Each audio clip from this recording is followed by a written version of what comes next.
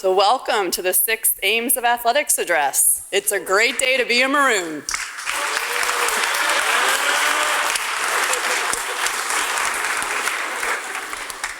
To start us off tonight, it's my pleasure to introduce Provost Diermeier.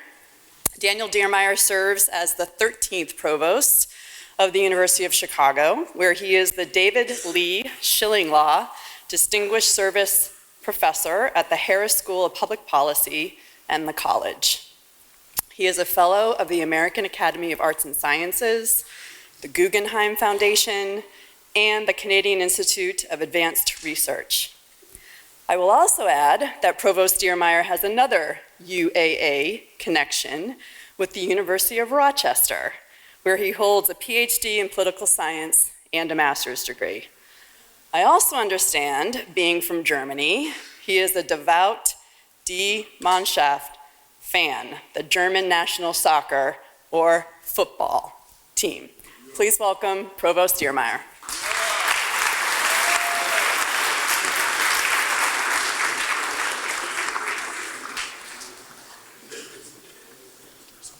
Well, thank you for that introduction. That was nice. So first of all, good evening to all of you. It's great to see all of you. And you probably are asking yourself, what on earth does a provost do? Sounds like an important role, but the provost is the mystery position at the university.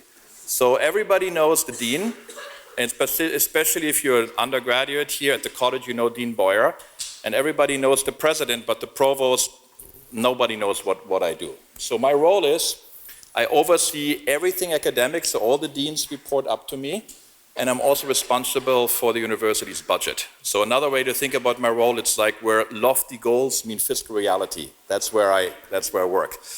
Athletics is part of campus and student life, and campus and student life, through Michelle and to Erin on the athletics side, report up to me, the provost. So I have ultimately responsibility, not only for all the academic side, but for campus and student life. And that, of course, includes athletics as well. So it's my great pleasure to welcome you to the Aims of Athletics address today. We're going to have a great program later today. But I'd like to talk a little bit before we get going on the value of athletics in universities, but in particular the value of athletics at the University of Chicago. So one of the things that makes this university great and distinct, that it has a very clear sense of its own identity. We're very conscious of the principles that we were founded on and the values that have guided us now throughout our almost 130-year history. This is, by the way, like everything else at Chicago, a little bit contested. Are we exactly 129, 130, 131? People have made different arguments for each of these numbers. But this university has, since its founding, been committed to academic excellence. And that means on the research side that this is a home where we pride ourselves as the place where field-defining research is going on, has been going on throughout its history, where our faculty have not only created great work through their articles and through their books, but have really shaped how entire fields of research are operating. And on the educational side, that means that we are committed to a transformative education. That when you're a graduate of the University of Chicago, that you should look at the world with a different pairs of eyes, and that you will walk away with the habits of mind that will serve your lifetime, no matter which career and which future you pursue. Everything we do is shaped by those values. The way we do study abroad is driven like that. The way we do our residence halls is driven like that. The way we teach and our education is structured is driven by those values. And those same values apply how we think about athletics as well. Our student athletes are first and foremost students and athletes. That means you are here because as students, we fully expect you to bring everything that you bring to the classroom. And then on top of that, you're athletes as well. And I know that this is a significant responsibility, and it requires an additional level of commitment and an additional level of discipline and organizational skills, because in addition to dealing with what I hope and know is demanding classwork, you also have to, of course, practice, work with your team, participate in competitions, and so forth. What we know, however, from our student athletes through the years is that they have excelled at that, and very often, and we know this from our data as well, our student athletes, when they come back and they graduate from the university, rate their experience, how their years at the university have been among the highest of any of our students. And that's a testament to your commitment and your ability to integrate these two sides, to be athletes and students at the same time. It also comes with responsibility. It becomes with the responsibility of representing the University of Chicago. You represent the University of Chicago whenever you compete, and we have high expectations that you, in your competition, uphold the highest standards, not only of excellence, but also of integrity and conduct. We are very pleased that you're here. We are very pleased that you chose the University of Chicago to pursue your academic and athletic passions. We're very proud of what you've accomplished and what we hope you will accomplish. And I talked a lot about the success that we have had on the academic side, but I want to talk about the success on the athletic side as well, because that's just as impressive. We have tonight here 2 national champions from last year. Isabel Maletic, who won in long jump. I don't know, are you here, Isabel, somewhere? Yes? All right, very good. And Ben Litschke, who won in the 200-yard backstroke. Are you here as well? Yes.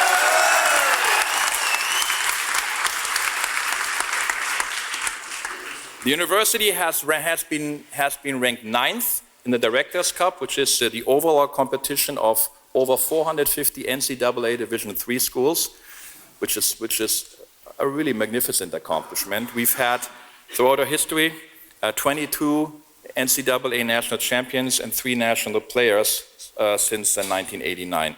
And as I said before, our student athletes are students and athletes. We also had, since '96, 11 Rhodes Scholars.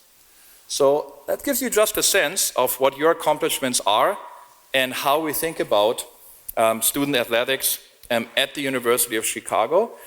So, but you should always recognize that while you're here, it's also about making friends for life, connecting with each other, with your teammates and with others.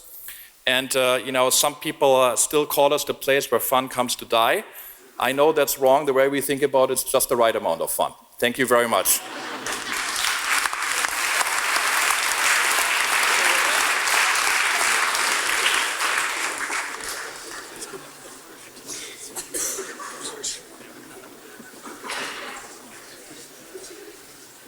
Provost Diermeier is leaving a little Adidas gear, so it's good. I just want to, before we move on, thank another guest with us is Michelle Rasmussen. She is the Dean of Students in the university and the leader for campus and student life. She has really been instrumental in the strides that we've taken as a department through her advocacy and support. So Michelle, thank you for being here. She's right over there.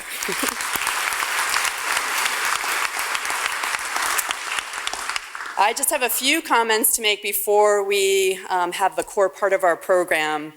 And speaking of those strides, I just wanted to highlight that with Michelle's support and when Dean Rasmussen and I both arrived to the University of Chicago in that first year, which is 2013-14, Maroon teams finished 20th in the Division III nationally, the same ranking that Provost Diermeier just talked about, and that was our first ever top 20 finish. So if you're not sure what the Directors' Cup actually is, as Provost Diermeier said, the 450 schools that compete in Division III, points are assessed to all the teams and individuals that qualify for postseason, NCAA championships, NCAA tournaments, and a calculation is formed.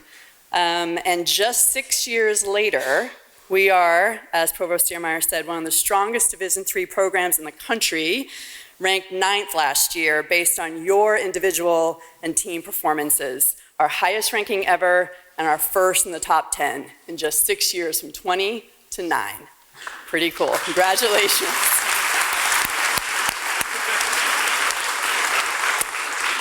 And thank you to all of you. You are part of building a modern legacy, and you are the model for collegiate scholar athletes, striving for the best that you can be in everything that you do to become better versions of yourselves. And how about those fall maroon teams? Yeah, several are nationally ranked.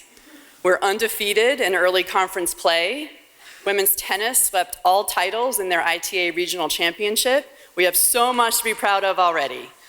Just one time, Maroons, come on. Mo, what? All right. This event has become our opportunity to gather and honor the traditions and values of athletics at the University of Chicago.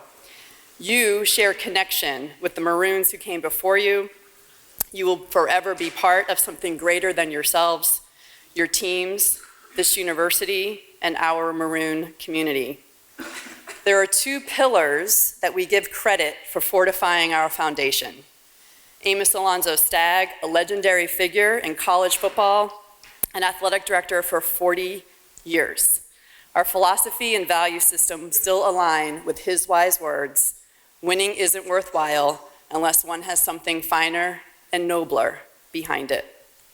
And Gertrude Dudley was the first person to oversee women's athletics in the early 1900s.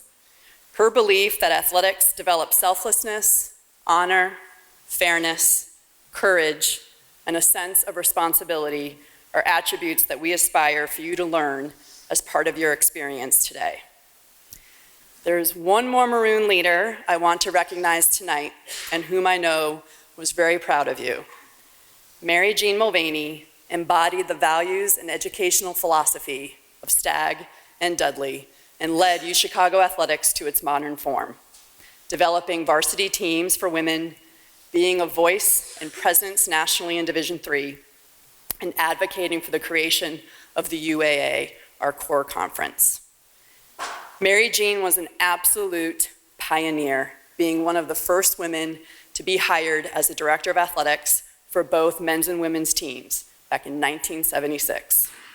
It's women like Mary Jean who blazed the trail for women like me. She lived a long and purposeful life, passing away 2 weeks ago at the age of 92. But she will forever live on in all of us and those who come after us. So, Maroons, in the memory of those who came before us, let's aspire to honor them by manifesting in ourselves what they were: brave, bold, and proud to be part of this place, because that is what we mean by being Maroon made. Go Maroons.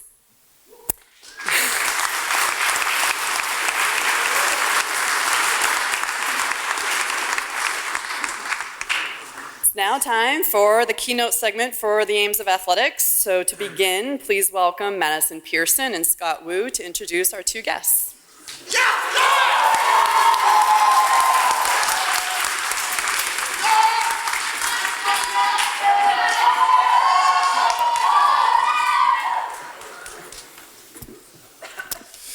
Evening, everyone. My name is Scott Wu, and I have the pleasure tonight of introducing Mr. John Rodgers. If you don't know John from Rodgers House on Campus North, John is a philanthropist, an investor, and a true Chicago native who also serves as a University of Chicago trustee. John grew up right here in Hyde Park, Chicago, and went to the University of Chicago Lab School before taking a quick detour to the East Coast to a relatively irrelevant university named Princeton University, where he played basketball and studied and captained the 1979-1980 Ivy League champion Princeton Tigers. John came back to Chicago right after and started Ariel Investments, a relatively successful mutual fund firm that he still chairs today. John here has emerged as a leader in the Chicago community and serves on the board and as a leader in many organizations here in the civic, educational, and art communities. He's worked with organizations like Project Vote, the Chicago Urban League, and the Chicago Symphony Orchestra. Here in Chicago education, in the world of Chicago education, John has designed academic curricula and has sponsored many, dozens in fact, of high school and college educations over the past few decades. If you ask anybody from Chicago, they'll tell you John is a true Chicago native and a leader in this community. If you ask Forbes magazine, they'll call him a patient investor. And if you ask Mike Krzyzewski, Duke men's basketball head coach, in Sports Illustrated, in an article published in the late 80s, They'll tell you that John was the first person to ever beat Michael Jordan in a game of one-on-one basketball. It's true, you can look it up. Student athletes, administrators, and coaches, I have the pleasure again of introducing to you Mr. John Washington Rodgers.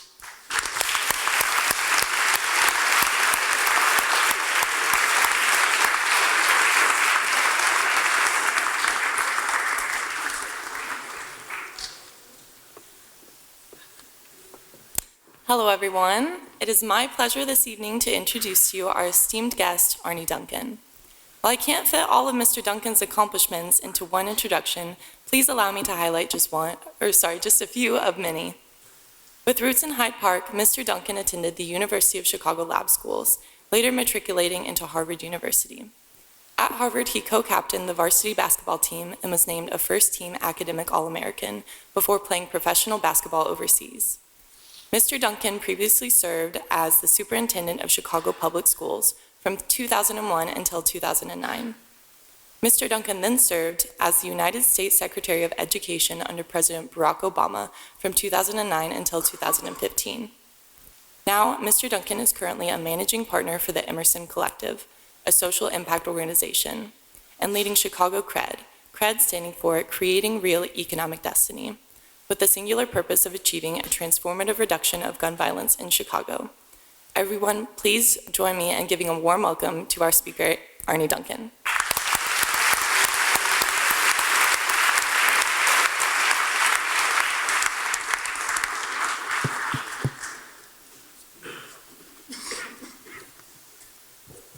I think they're all on. Yeah, can you, okay, sounds like it.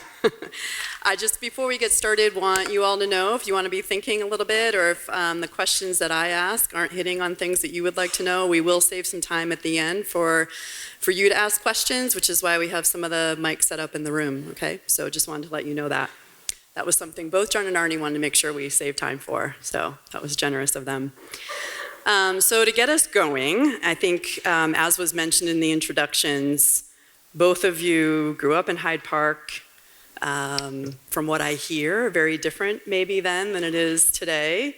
So it might be good for our students to hear a little bit about your experience growing up in Hyde Park, what it was like then, how in the main ways that you can think of, maybe the differences of today and going to lab and what led you down the road to Harvard and Princeton. But Arne, if you want to start first, John, start. Okay, we'll start with John. Well, a couple things I would say is that, first of all, it's really great to be here.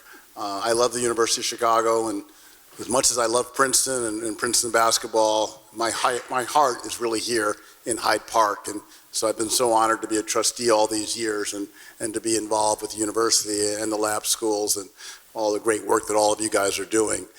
I'd say it's interesting. I went to a private grade school at 47th and Ellis. Called Harvard St. George. And my parents didn't know that I basically wasn't getting an education there. The school is long closed, but it was a school run by a dynamic woman who was trying to be a pioneer, but it was like a family operation. Her husband was the engineer and janitor. The family dog wandered the halls, and you'd see in the lunchroom often, and in the kitchen. The principal was her daughter, etc. And so somehow my parents got the idea in 9th grade that I needed to change schools. And thank God they did. Because going to the University of Chicago Lab School really did transform my life. It's a really special institution. You really learn to respect people from all walks of life at the laboratory school. You learn to love learning. You love to learn about how important it is to read and study and think about ideas and not just remember facts. And again, this idea that you respected people from all walks of life, and where the faculty there at the lab school trusted you as an adult, even when you were, 14 years old. It was something that was unique. And so I was really proud that my daughter graduated from the lab school. And the last time I was in this room, it was her 8th grade graduation. And so it's kind of nice to be back. So I would just say that, Hyde Park and lab were central to my upbringing. I spent most of my time in Hyde Park trying to find gyms and playgrounds to play in, because sports was my life growing up. That's all I thought about. And right across the street, I would try to sneak into Bartlett Gym because that's where the best games were during the off hours. I know now Bartlett's a lunchroom, not a gym anymore. So to your question, that's one of the big changes is how my favorite gym has disappeared. And of course, all of you know how extraordinary the leadership here, President Zimmer and the team have created so much more fun in Hyde Park. 53rd Street is an entirely different kind of community, and we're going to go have a drink on 53rd Street later today. And Not all of you. yeah, we couldn't have done that 30 years ago, 40 years ago when we were growing up. There wasn't the fun places to go. So that's the kind of changes that have been important. Okay. Arnie? Like John, this is literally and figuratively home. I grew up at 56 in Blackstone. We live at 55th and Kenwood, like 3 blocks from where I grew up. Very intentionally came back because, like John said, we just think Hyde Park is such an extraordinary place to live, for my sister and brother and I to grow up in this community, and now for my wife and I to raise our 2 kids here. So it's great to be home. UFC is home. My dad taught here for 40 years until, unfortunately, he passed like 12 years ago. Taught psychology. We would come every year. He was from the South. He grew up playing the banjo. He was the faculty chair of the folk festival. So we would come and sit in this front row. And chairs weren't so nice back in the day, but came here every single year. But he was the faculty representative to the NCA forever. And we'd have these fascinating dinner time conversations about sports and athletics and academics and what's the right balance. And that really shaped me. And actually, he was part of that team that helped us set up the UAA. I remember it being wildly controversial. So the fact that you guys get to fly to Emory and Carnegie, Maryland, and not bus to Beloit, he was really, really proud of that. And They're laughing because our football team just did that. Oh, sorry. Well, the other teams don't have to bus to Beloit. So UFC athletics, we grew up going to the football games, the soccer games, the basketball games forever, going back to the Henry Crown when there was dirt and there was a net around the court. So I can't overstate how important the university's been in my family's life. Thanks. So if both of you could speak to maybe your path that led you to Princeton, John, and Harvard. Arnie, I'm sure you both had tremendous options and opportunities, and kind of what that process was like for you in making that decision. Well, for me, it was I'm very, fortunate. The lab school prepared me academically, unlike the grade school that I went to be able to get into the competitive universities. And I was determined to play basketball in college, and I wanted to play at the highest level possible. And so the Ivy League was sort of the perfect place for me at that stage. And it was someplace that was going to please my parents. I'd get an Ivy League education, and I'd get the chance to play on a top 20 basketball team that had a great history of NBA players going from Princeton back then into the NBA. Our coach was on his way to establishing a Hall of Fame career. Pete Carrill, he'd already written books on basketball and was someone that was kind of already highly respected as an extraordinary thinker when it came to basketball. So with this wonderful thing, you could please your parents and at the same time play high quality basketball against the best teams in the country with a coach who was extraordinary. All those things came together to make it a pretty easy decision. I almost went to Penn because Penn had very much the same characteristics. And you guys are too young to remember, there's a coach at Penn named Chuck Daly who went on to coach the Detroit Pistons to a world championship. And I remember I was never a big recruit. I was just sort of one of those afterthought recruits. And I went to visit with him, and he basically had no time for me because he already had a stacked team and didn't need me. And of course, that Penn team of 1979 went to the Final Four and played in the Final Four and lost to Michigan State in the first game.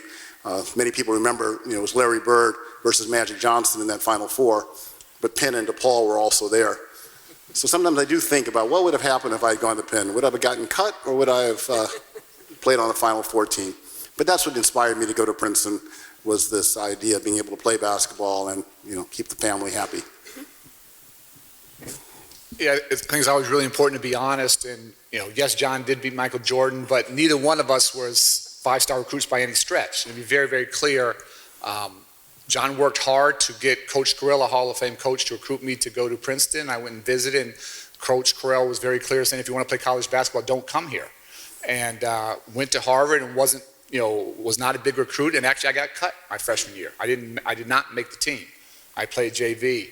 So we both had a lot of heart, we both worked hard, we both tried to be pretty good teammates, but it wasn't like we were some fancy recruits. We were scraping and clawing every single day to try and contribute and find a way to help our teams do better. Well, I would jump in there. I think part of the reason that Coach CRED didn't recruit Arne was he was remembering what I played like. And he didn't want anyone who had my skill set and my weaknesses coming to screw up his team. And so Arne suffered from that comparison. And back when I was playing, since I'm younger than Arne, freshmen couldn't play varsity. And I literally was the last person to make the team sophomore year. There's 15 uniforms. I got the 15th uniform. It was the uniform of a young man who had basically, unfortunately, flunked out during the summer. And I got his uniform.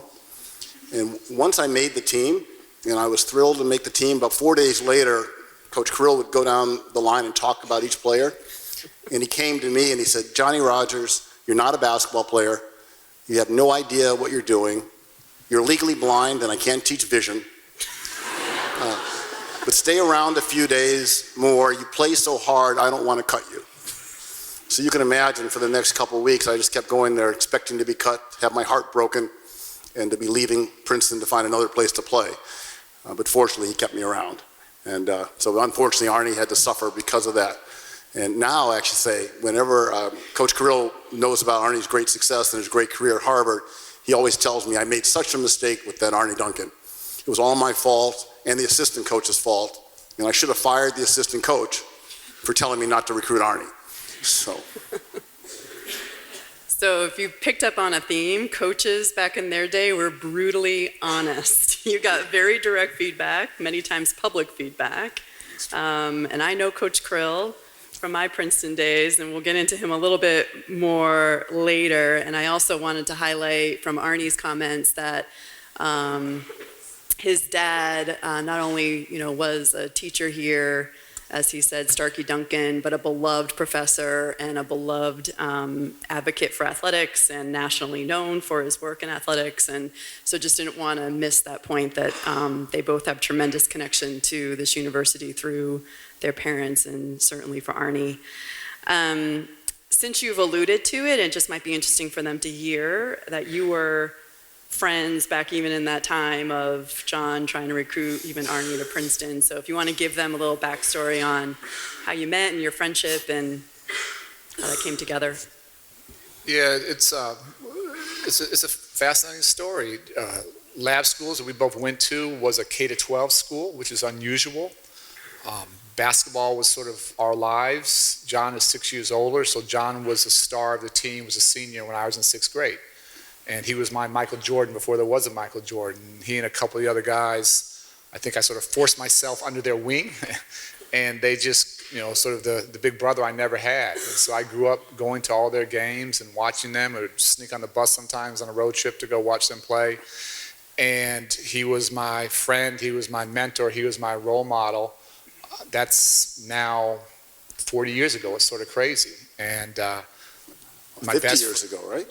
Almost. Not quite 50. 45, yeah. 45. Well, who's counting? And it's, other than my parents, John's had by far the biggest influence on my life. I mean, no one else comes close. And literally every major life decision I've made, I've done with his input and his advice. And there have been times when I think I was clear where I was going and he would steer me in a different direction. He'd be right and I'd be wrong. And we talk every week. And just to have that kind of role model for that long is just such a gift and a blessing. I think about, I had two great parents, I had a great family, and still to have that kind of mentor. I think about young kids growing up who aren't so blessed to have a strong family and how important that is.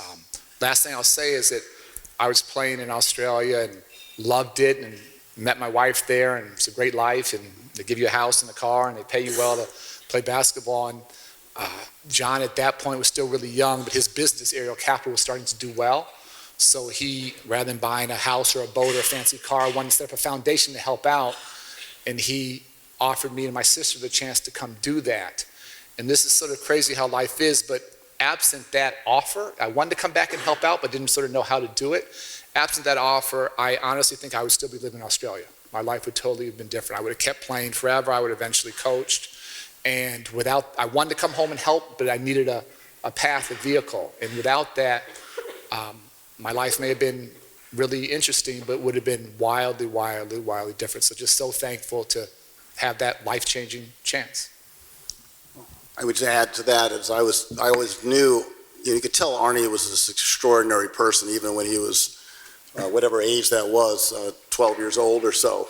He was somebody, when you watched him on the court, kind of things your coaches talk about, he played so hard. He was committed to excellence. He wanted to be the best player. And then if you watched him, and often when he'd sneak into Bartlett, he'd be there playing basketball with his sister and his brother and his mom. And you saw what kind of a strong family he came from and what extraordinary parents and siblings he had. But then you got a sense of his concern for others. And the way that he played, he was always sharing the ball, looking for ways to make other players look better, never the one selfishly taking the shot for themselves, but always trying to find ways to help their teammates be better. So as you saw that, as a young person, of course you want to be around someone like that who's committed to making others better and came from a family that was also committed to making others better. As you know, Arne's mom ran an after-school tutoring program in the inner city here, in North Kenwood, Oakland for how many years, Arne? For 52 years. And so Arne grew up every day going to help tutor inner city kids facing the toughest challenges the world can throw at you. And that had such a compelling impact on what kind of human being he is. And you could see that at an early age, that he was just truly something special. So I've been so blessed to have this friendship and a role model for me all these years. So we've talked about your parents a little bit, so just wanted to give you the opportunity to speak more about them, if you would like, and the influence. And John, I know, maybe yours didn't teach here, but both went to law school here, correct? Yes. And there was kind of an interesting story of your father getting into law school here after being a Tuskegee Airman, correct? Well, thanks for mentioning it. So I had two, I was really lucky also. I had two pioneering parents, and as I get older, I appreciate the challenges that they faced in the 1940s getting their careers started in a world that did not support African-American legal professionals. So my mom graduated from the law school in 1946. She was the first African-American woman to graduate from the University of Chicago Law School. She met my dad the first day that he showed up at the law school. He was class of 1948, and as you suggested, he had been a Tuskegee Airman and had flown over 100 missions in World War II. He was in the original group of fighter pilots that went overseas to support our country. And he came home and decided he wanted to go to law school on the GI Bill. He had gone to teacher's college. And of course, the university told him no, there wasn't room for him. And so he showed up the next day in his captain's uniform and convinced them to allow him to take a test. And he took a test, he did really well on the test, and so they made it, allowed him to join the law school. And the whole time that he was there, and the whole time my mom was there, they weren't welcome. They kept telling my mom she should be a paralegal, she should leave, really was not supported in any way. And for a long time, they were very kind of resentful of that. But they decided to, again, bring me up here in Hyde Park and send me to the laboratory school. And I think they realized over time what a special opportunity the University of Chicago gave them and the kind of education that they got here. But so I was, they were, again, these two pioneers, and it was something that was helped shape the way that I think about the world and, again, how I grew up. Thank you. Arne, anything more you want to say about parents? Just very quickly, that both my parents were educators, as we talked about. In those days, 47th Street was an invisible barrier between integrated middle-class Hyde Park and all black, all poor North Kenwood, Oakland. And as John alluded to, my mother's tutoring program that she raised us going to was on 46th Street. And again, we lived at 56 and Blackstone, so it was less than 2 miles. We used to walk some days.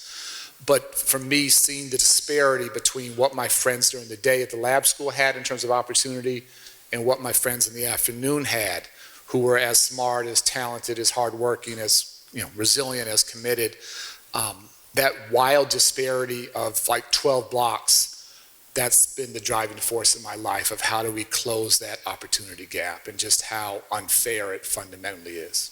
Can you talk a little bit about the challenges that your mom faced, being the white woman working in the one of the toughest parts of town?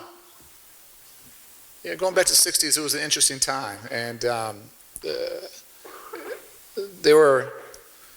just say she had extraordinary courage. I'll just say that. And early on, there weren't, the kids loved her coming, and, that was great, but she wasn't always welcome in the community.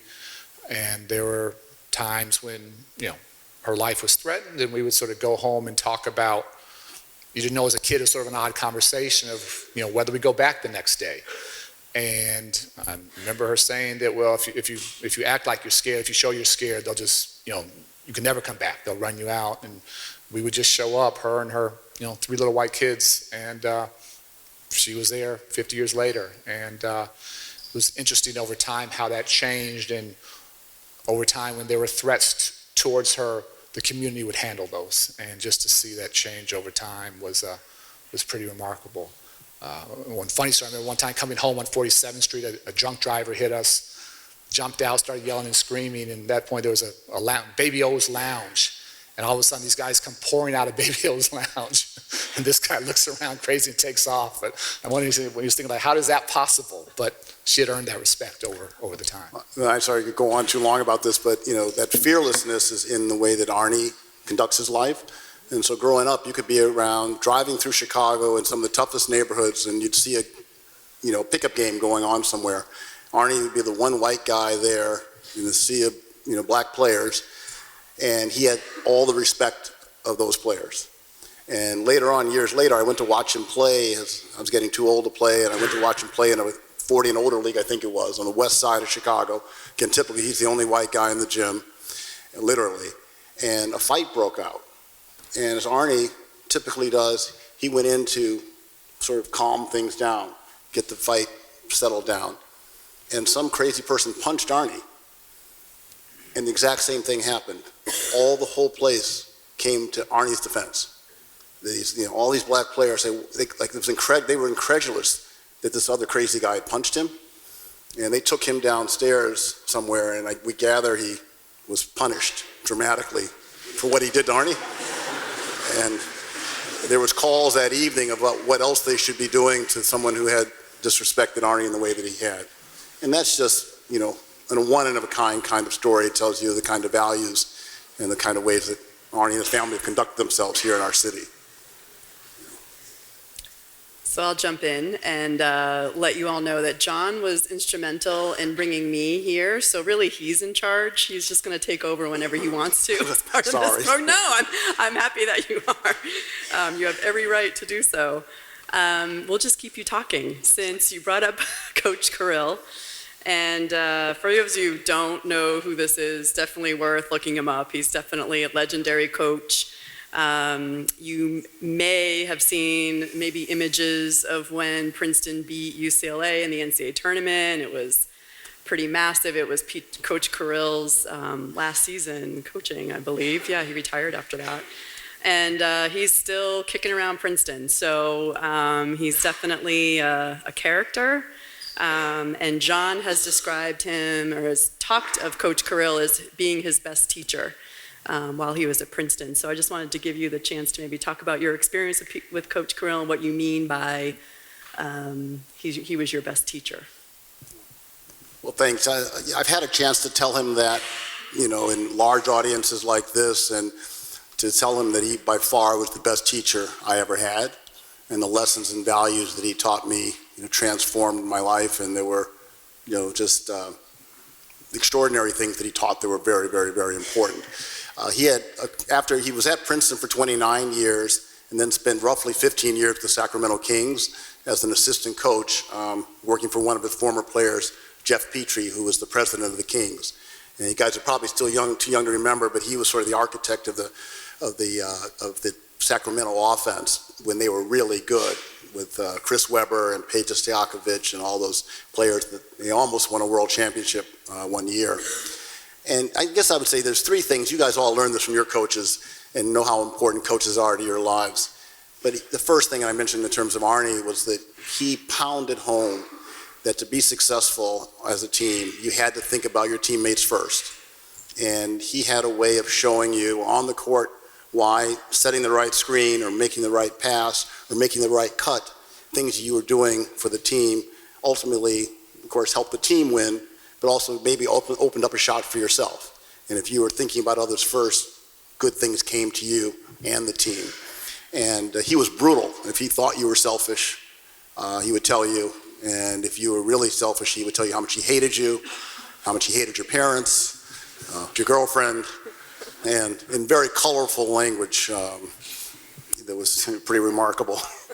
The second thing he did is he taught you the importance of doing everything the right way every time.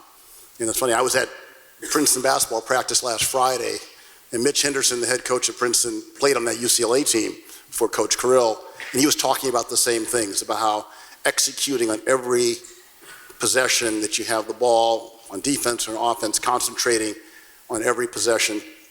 You know, details matter and focus matters, and there's just no excuse for taking a play off, even if you're at practice. You know, either once you cross the lines and you start practice, every moment matters, and you have to be intentional and use every time right. Use every moment right. And he would stop practice constantly to correct every behavior. If you threw a pass that was 3 inches too low, he would say, pass is off. And if you cut with an angle that was a little bit off, he'd stop practice and show you exactly what the right angle was. He just did not accept mediocrity at anything you did. And if you think about it, these values are really important in business. You know, you want, if you're building a team at work, you want the team to understand how much you care about each and every person that works with you, how much you care about your employees, how much you care about your community. These values of teamwork are very, very important. And of course, if you're doing what I do for a living, picking stocks, being meticulous with your research, doing it the right way every time, having consistency and discipline, the way you invest and the way you execute your strategy is important. And finally, that ability to concentrate. You know, we all live with the ups and downs of the market. You guys are following that these days. You know, we had a financial crisis. You guys are young in 2008. But if you haven't learned to concentrate under pressure, you're going to make pressure-filled mistakes at exactly the wrong time. So those values, again, changed my life. And so I've been so lucky to get a chance to play for someone like that, and never dreamed how important it would be. This was back when the drinking age was 18, and there was also the players that played for him back then. If Coach Krill thought you were too skinny, you found a 6-pack of beer at your locker during the weeks. Well, it's funny. We have summer interns from Princeton now who will, you know, there's one young man from Chicago who worked for us one summer, and he talked about Coach Krill came up to him a few years ago and told him, "You're too skinny," and the same story. And he's like, "Coach, you know, the drinking age is 21. This isn't legal." And Coach really didn't care. And Craig Robinson, who many of you might know, Craig Robinson is Michelle Obama's brother, but he's also the 4th leading scorer in Princeton's history. And when he came to stay with me on his recruiting visit, he was 16 years old. And we're out for dinner with Coach Carrill and the other players, and Coach is having everyone drink beers. And Craig is like, "I'm 16. Is this a joke or test? You know, am I allowed to do this?" And I said, "Coach will think you're a better player and be very happy with you if you have a few beers on your recruiting visit." This is before sports nutrition kind of came into play. I know. Well, last thing I'd say about Coach is that these players have been successful. And, you know, Steve Mills, who played with us, is president of the New York Knicks. Dave Blatt used to coach the Cleveland Cavaliers. And Craig is the head of player development now for the Knicks. So there's been a lot of former players are in basketball somewhere. Yeah, the lineage is really impressive. Arne, we'll get you talking about one of your pivotal experiences, I would imagine, serving in the Obama administration. And I'm sure there were awe-inspiring moments as well as times that you were under the microscope. So I'm sure they would love to hear about the highlights for you or things that really have stayed with you through that experience and what those days were like. Back it up a second. So my first job, I talked about coming back from Australia, was working for John and setting up his foundation. And we started an I Have a Dream program where we adopted 40 kids and promised them we'd pay for their college if they made it through high school. And that was my job for 6 years with my sister, was to work with those kids and tutor them and work with their families. And during that time, the neighborhood where we were working, again, right there, was across the street from where my mother's program was at 46 in Greenwood, didn't have a good neighborhood public school. So we opened a small school, Ariel Community Academy, that's now 20 years old, which is sort of crazy. And that had 400 kids. And then when our dreamers were seniors going to college, so I had to figure out what to do next. And we thought about another school or another class. And then I had a chance to go work for the Chicago Public Schools. And at that point, there were 400,000 kids in Chicago Public Schools. So just the math of it was interesting to me, from 40 to 400 to 400,000. And honestly, and this is just always trying to be honest, to tell the truth, the public schools had been for our family the enemy, because my mother was always trying to do at night what wasn't happening during the school day for kids. And at that point, King High School was a local high school, it was a great basketball school, but had a 67% dropout rate. And we used to lie and have a bunch of kids use our address in Hyde Park so they go to Kenwood and have a better chance at life.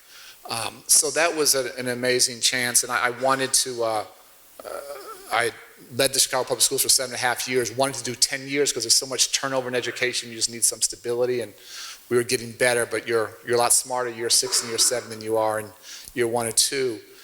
And it's sort of a once in a lifetime thing, and it happened a lot because John and others worked so hard to help them, but to have someone you like and respect and as a friend you've worked with become president.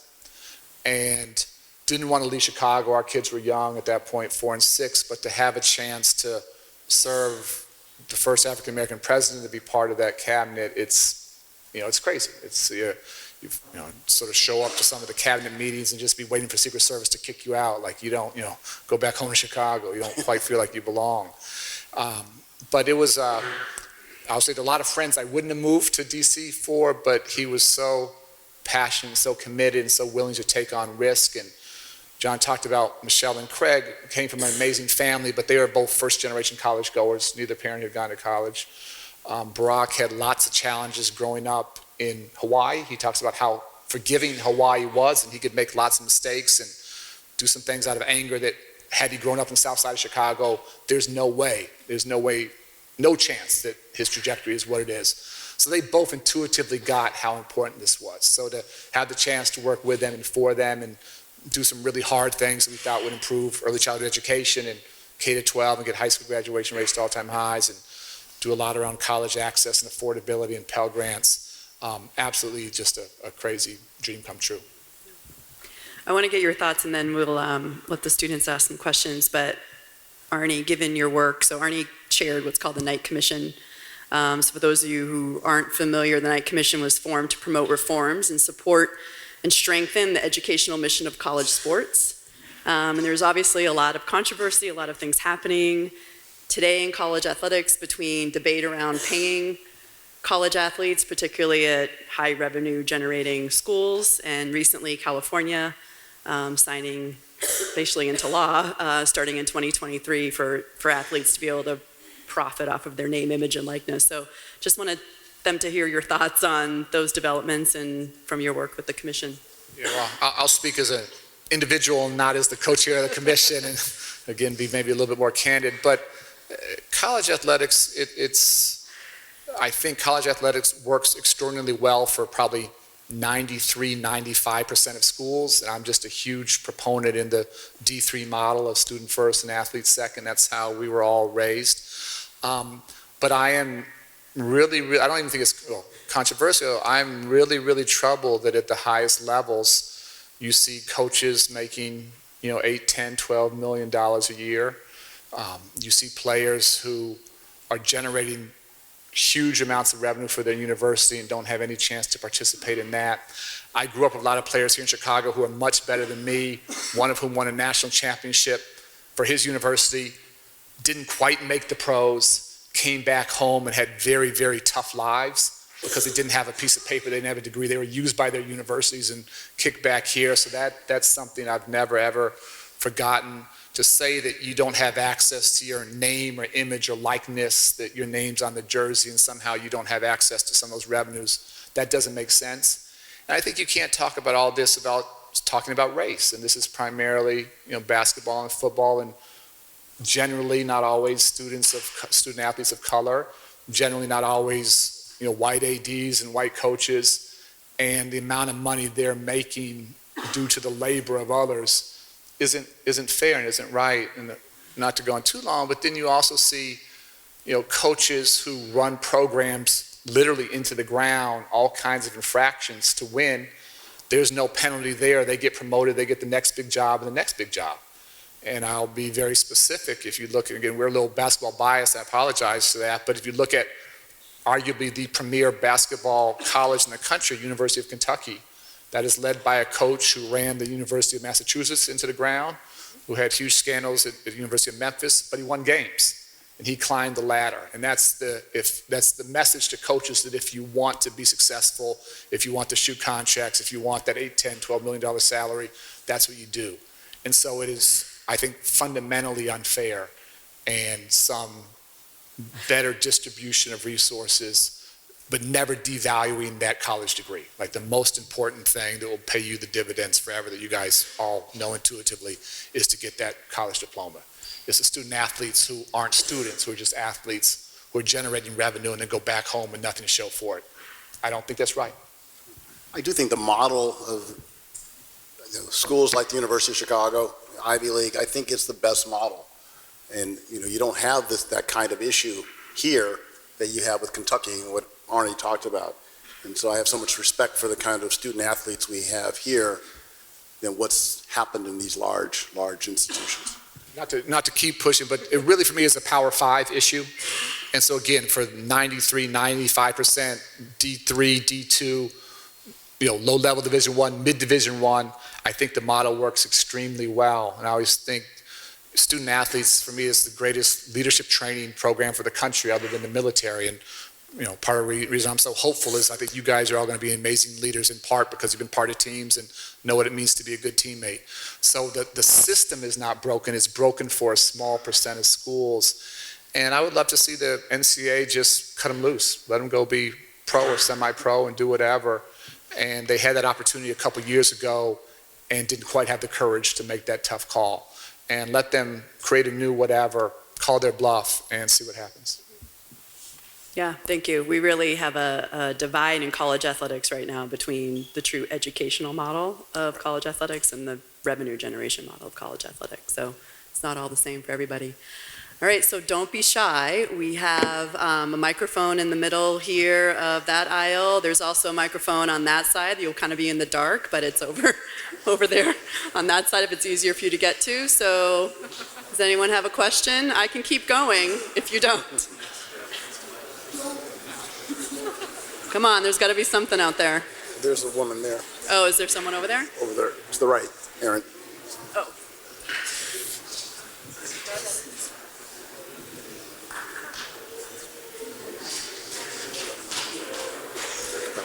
Of course, has to probably climb yell. out. Probably if you have a question, start making your way out now.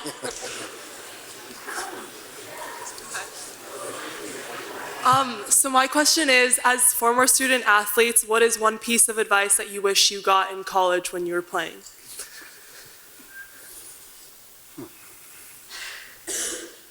Want to go first? I'll start. You keep thinking. You guys are probably feeling it.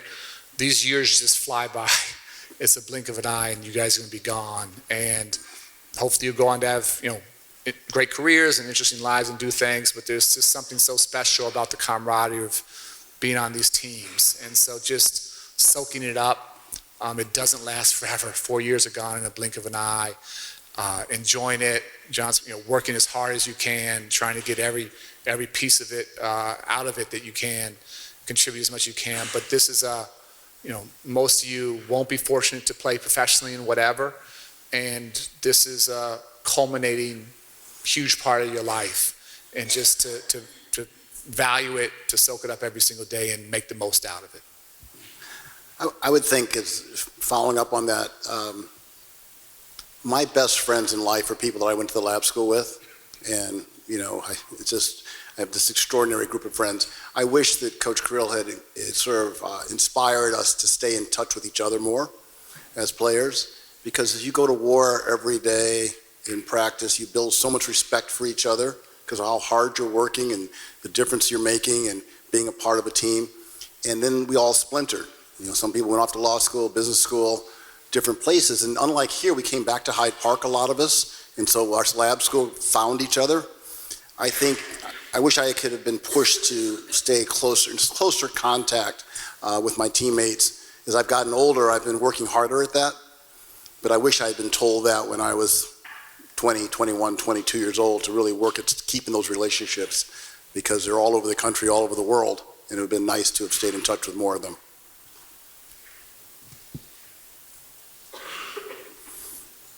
I'm not seeing, is anyone getting up? I'm going to ask one more, since you're being quiet. We're obviously in a lot of, without getting into certainly your thoughts around the presidential election and the 2020 kind of campaign, but there's a lot brewing, let's say, nationally, globally. So if there's anything you would like to share, I guess, with the students as far as what you would like for them to be thinking about in this kind of national, global environment, whether it's business, John, education, Arnie, financial stability, social mobility. I'll just tell you my views. I tell you, I'm really fortunate. I've been asked to join some really great corporate boards, along with boards like the University of Chicago. So maybe you know from my bio, I'm on the board of the New York Times. I'm on the board of directors of McDonald's, where I go to almost every day. I love McDonald's. And he really does. He eats French fries every day. That's that lack of sports nutrition. And I'm also on for the last year I've been on the board of Nike, and Nike's been a really interesting place to be, because the lead director of Nike is Tim Cook, as you know, the CEO of Apple. There are extraordinary board members, from John Thompson, the former coach of Georgetown, who's 77 years old, to Phil Knight, and of course the founder of Nike. And to be in the boardroom and see them discussing these world issues and their views on political leaders throughout the world, and what's going to happen, and what's going to happen with Chinese trade, what's going to happen with the political situations, and to have that global perspective is something I wouldn't trade for anything, and I'm learning so much. My view has been a little bit of a contrary view, trying to be, not be political here, because I know we respect everyone's ideas. My mom was Republican, my dad was a Democrat, so I grew up, in that way, even though everyone knows I'm a very liberal Democrat myself. I think that, I've been saying this for the last year or so, I think Trump is going to be history sooner than later.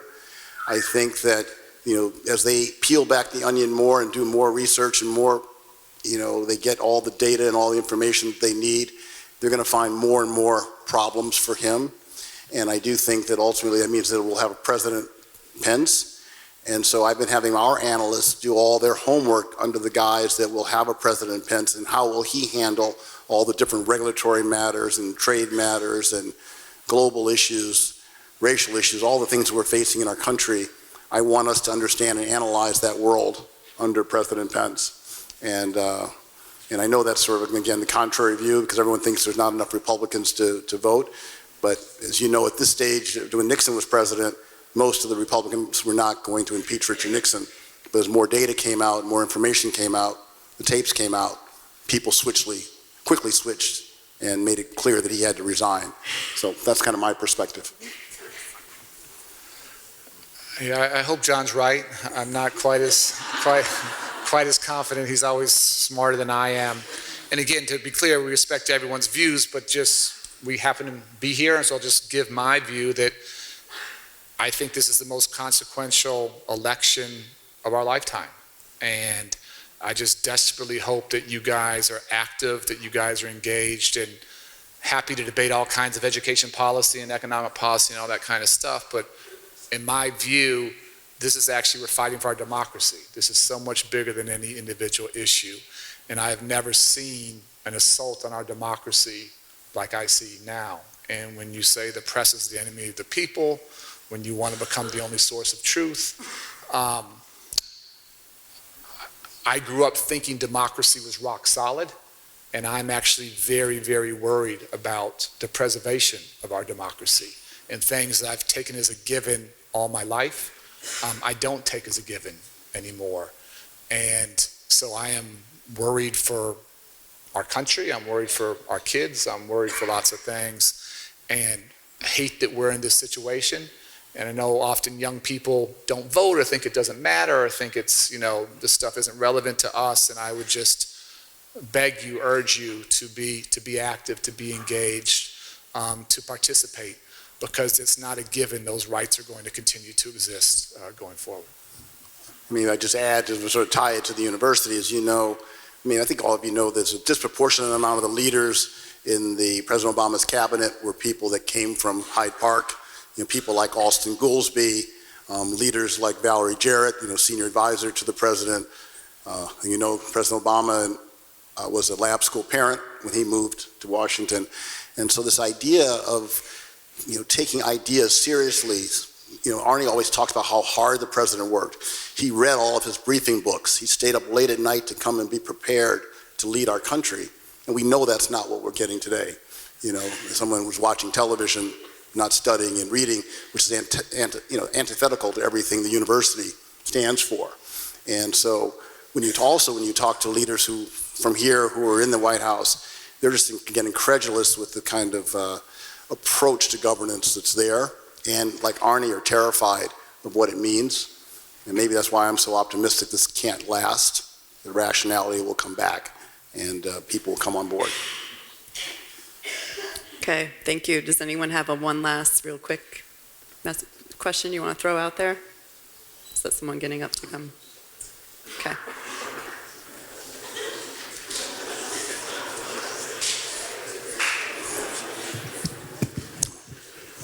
I had a question for Secretary Duncan, and I just wanted to ask, what's the solution to making college more affordable, especially at a school like the University of Chicago?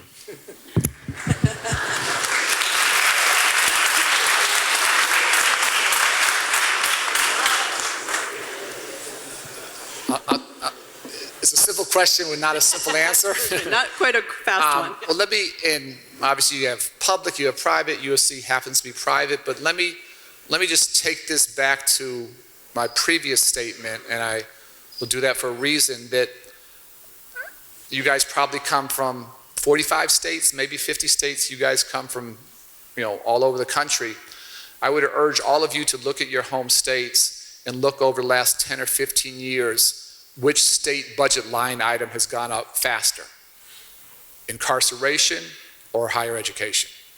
And I guarantee you in every single one of your states, we are spending proportionally more every single year on locking people up than we are on educating them. So the way to have college costs come down is to vote for elected officials who value that.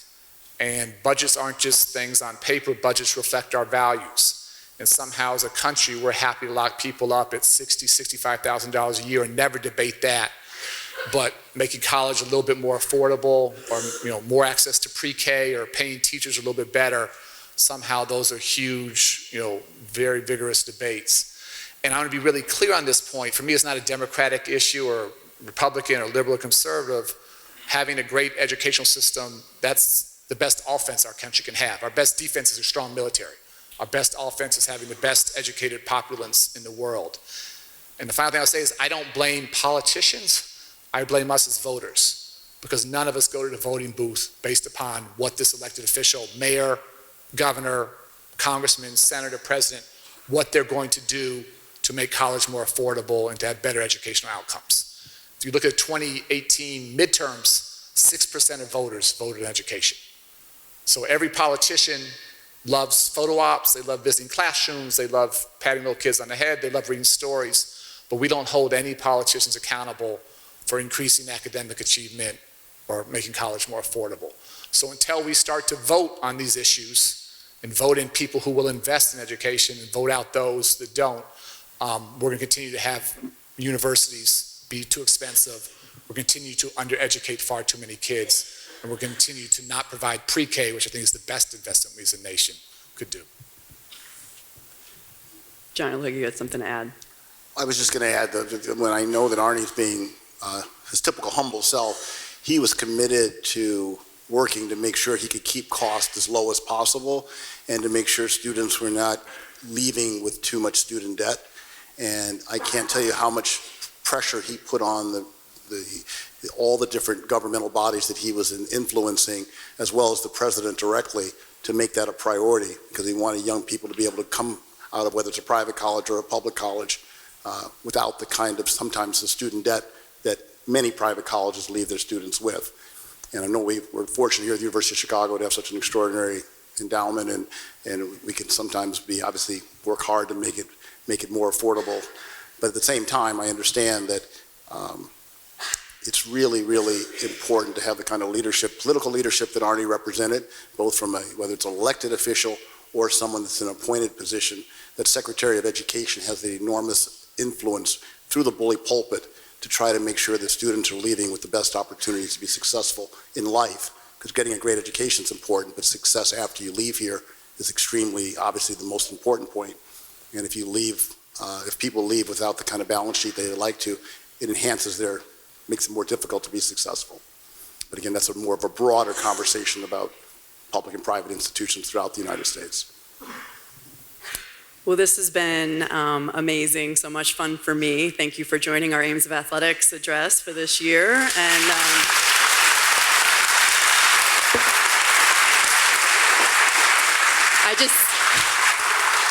I just want to add, and then you can completely honor them, is they both are incredibly humble, and we talk about humility being something that will get you further than hubris. So hopefully these are two great models of that. And but I just want to emphasize these are two giants in their fields and professions and their lives and what we do. And so thank you both for giving us your time and your wisdom. And thank you all for your attention.